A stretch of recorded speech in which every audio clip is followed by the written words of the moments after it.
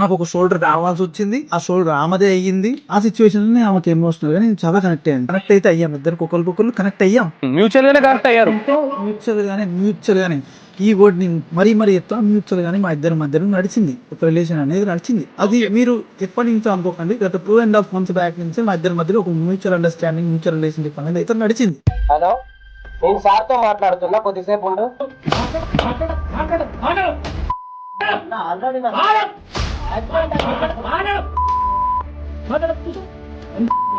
అరే నేనే ఒక దగ్గర అన్యాయం జరిగితే పోయి ప్రశ్నించి దాన్ని బయట పెట్టటోంది.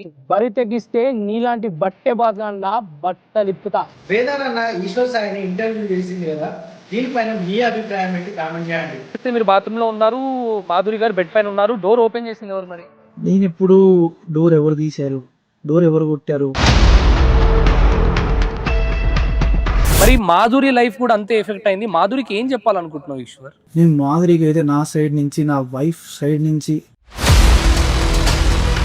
వాడు ఎంత బట్టేబాజుగాడంటే వాడు ఇంతంతా వానికి అసలు ఒక అమ్మాయికి అన్యాయం జరిగింది అనే ఆలోచన కూడా లేకుండా ఎంత సింపుల్ గా, ఎంత సైలెంట్ గా, ఎంత కూల్ గా ఉన్నాడంటే వాడు అసలు పక్క ప్లాన్ తో చేసినట్టే అనిపిస్తుంది. ఒక్కసారి వాడు మాట్లాడిన మాటలు ఒక్కసారి వినండి. యా, ఒక విషయం అందరికి ఆడియన్స్ కి నమస్కారం. నేను మీ ఈశ్వర్ సాయి. నేను ఇలాంటి పరిస్థితిలో మీ అందరి ముందుకు వచ్చి నేను సమాధానం చెప్తాను అయితే నేను అసలు అనుకోలేదు. ఇదే వేదాన్ మీడియా వేదానన్న ఒకప్పుడు ఇంటర్వ్యూ చేస్తే ఎలా ఉండేది, అసలు ఇప్పుడు ఇంటర్వ్యూ ఎలా ఉంది? అండ్ వన్ మోర్ థింగ్ ఏంటంటే నాకు ఆల్కహాల్ హ్యాబిట్ లేదు.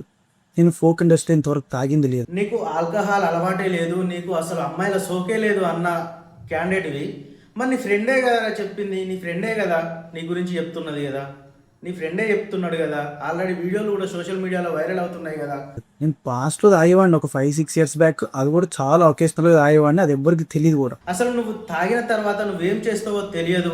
అమ్మాయిల మీద వాడి వాళ్ళని ఇబ్బంది పెట్టేవాడివని, నువ్వు ఒక కామాంధుడివి అని నీ ఫ్రెండే చెప్పిండు కదా.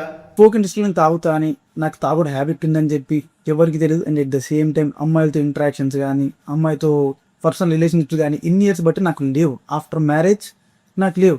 మీ దగ్గర ఏమైనా ప్రూఫ్స్ ఉంటే, అండ్ పలానా ఇట్లా అమ్మాయితో మిస్బిహేవ్ చేస్తా, కో ఆర్టిస్ట్తో ఇట్లా తప్పుగా బిహేవ్ చేస్తా, తప్పుగా చూస్తా, ఇట్లాంటివి ఏమన్నా మీకు ఎవరైనా ప్రూఫ్తో సహా తీసుకొస్తే నేను ఛాలెంజ్ చేస్తాను అన్నమాట వాళ్ళకి. అవును, మరి నువ్వు శుద్ధ పూసవాయా, నీకు ఆల్కహాల్ అసలు అలవాటే లేదు. 5 సంవత్సరాల కింద నువ్వు తాగినావు కానీ ఎవరికి తెలియలేదు. నీకు నచ్చినట్టు నువ్వు తాగినావు, ఇప్పుడు బంద్ చేసినావు. అసలు ఫోక్ ఇండస్ట్రీలో నువ్వు శుద్ధ పూసవనే తెలుసు. నువ్వు తాగిన తర్వాత ఏ అమ్మాయిని గోకలేదు, నువ్వు ఒక కామాంధుడివి కాదు.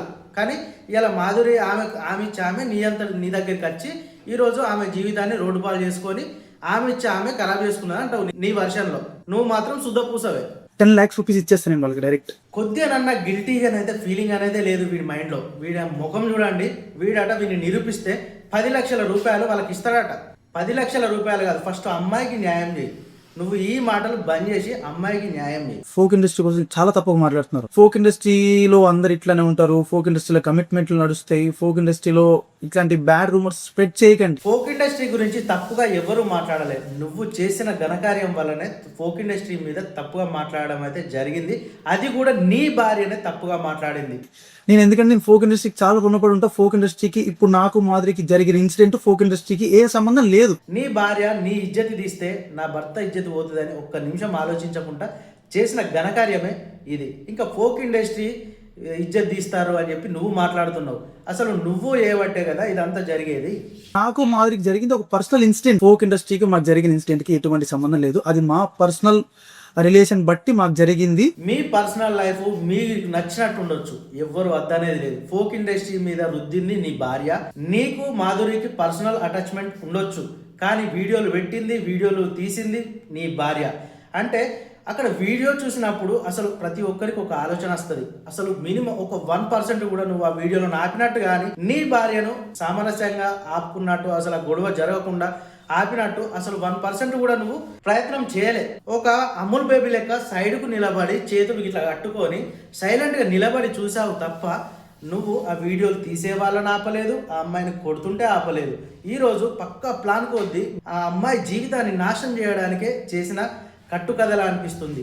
నిన్ను ప్రపోజ్ చేయడమో లేకపోతే నిన్ను ఫ్లర్ట్ చేయడమో అలాంటివి ఏంటని జరిగితే నువ్వు కమిట్మెంట్ చాలా మంది ఫ్లర్ట్ చేశారు, నాకు చాలా మంది డైరెక్ట్గా కాకపోయినా ఇండైరెక్ట్గా అన్నా నాకు చాలా మంది ఫ్లర్ట్ చేసిన రోజులు ఉన్నాయి, చాలా మంది ప్రపోజ్ చేశారు. ఇప్పటి నుంచి ఇండస్ట్రీలో నాకు చాలా మంది ప్రపోజ్ చేశారు, చాలా ప్రపోజల్స్ వచ్చినాయి.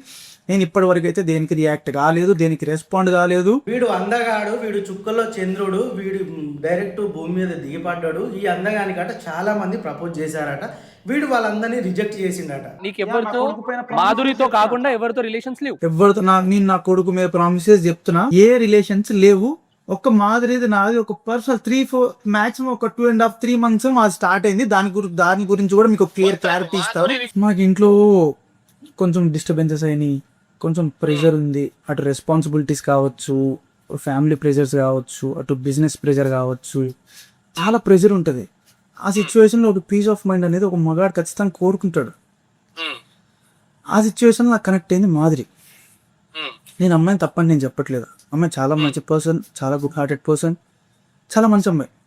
నేను అమ్మాయి తప్పని నేను చెప్పట్లేదు. నాకున్న ప్రెషర్కి, నాకు ఈమె చేసే కేరింగ్కి నేను చాలా అట్రాక్ట్ అయ్యాను అమ్మాయికి. నేను నా పర్సనల్ ఫీలింగ్ చెప్తున్నా, నేను చాలా బాగా అట్రాక్ట్ అయ్యాను. అదే సిచ్యువేషన్ అమ్మాయి రావటం, ఈమె కేర్ చేయటం నాకు నచ్చింది అనమాట. అంటే మీరిద్దరు ఎప్పటి నుంచి కాంటాక్ట్ లో ఉన్నారు? అసలు మీ కాంటాక్ట్ ఎక్కడి నుంచి స్టార్ట్ అయింది? మాకు 4-5 years నుంచి మేము తెలుసు. కానీ ఈ 5 years నుంచి ఎక్కడ కూడా ఒక అంటే ఫ్రెండ్స్ కి మించిన రిలేషన్ ఎక్కడ లేదు, అంటే కో ఆర్టిస్ట్ దీనికి. నేను కానీ మాదిరి కానీ మేము డైరెక్ట్ గా మేము క్లోజ్ గా నువ్వు అని మాట్లాడుకున్న రోజు కూడా లేదు. మీరు, ఈశ్వర్ గారు, మాదిరి గారు, ఇవే నడుస్తాయి మా ఇద్దరి మధ్యలో. గత 2.5 months ఒక షూట్ టైంలో నుంచి మాకు ఈ రిలేషన్ అనేది స్టార్ట్ అయింది. లాస్ట్ 2.5 months నుంచి మాత్రమే. లాస్ట్ 2.5 months నుంచి స్టార్ట్ అయింది. ఆమె ఓపెన్ గా చెప్పింది. ఇక నేను కొంచెం ఎమోషనల్ గా కనెక్ట్ అయ్యాను. ఆ సిచ్యువేషన్ లో నాకు ఒక షోల్డర్ కావాల్సి వచ్చింది, ఆ షోల్డర్ ఆమెదే అయ్యింది. ఆ సిచ్యువేషన్ లో ఆమెకి ఎమోషనల్ గా నేను చాలా కనెక్ట్ అయ్యాను. నాకున్న సిచ్యువేషన్ కి, ఆ టైంలో సర్కమ్స్టాన్సెస్ కి, నాకున్న ప్రెషర్ కి, నాకున్న హెడ్ఏక్ కి, నాకు ఇంకా ఆ సిచ్యువేషన్ లో నేను చేసిన తప్పే. కానీ ఆ సిచ్యువేషన్ నా ప్రెసెన్స్ ఆఫ్ మైండ్ లో లేను. నాకు అది కావాలనిపించింది ఆ సిచ్యువేషన్ లో.